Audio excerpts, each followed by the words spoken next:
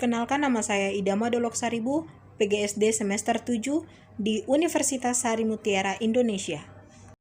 Kali ini kita akan belajar tentang sumber daya alam. Pengertian sumber daya alam adalah segala sesuatu yang terdapat di alam yang dapat digunakan oleh manusia untuk mencukupi kebutuhan hidup sehari-hari. Macam-macam sumber daya alam. Berdasarkan ketersediaannya, sumber daya alam terbagi menjadi dua, yaitu sumber daya alam yang diperbaharui dan sumber daya alam yang tidak diperbaharui.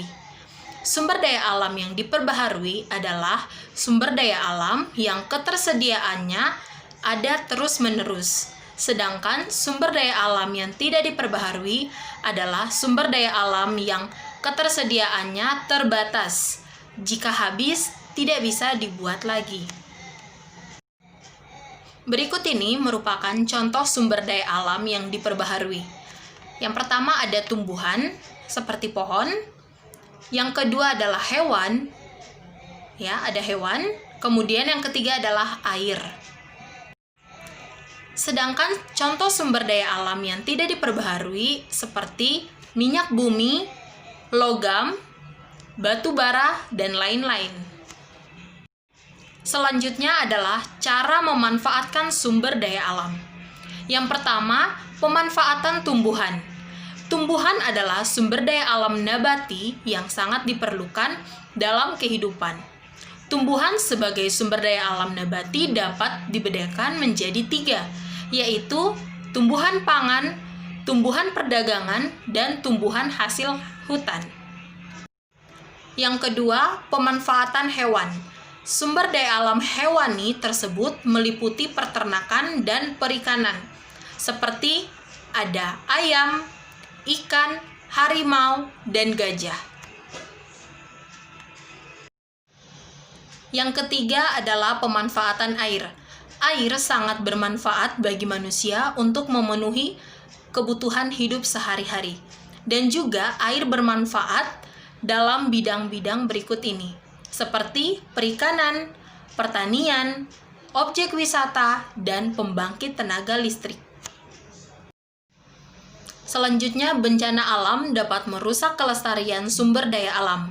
Yang pertama, kerusakan sumber daya alam karena faktor alam. Kerusakan sumber daya alam dapat terjadi karena faktor alam. Faktor alam tersebut antara lain seperti gempa bumi, gunung Merapi yang meletus, dan banjir.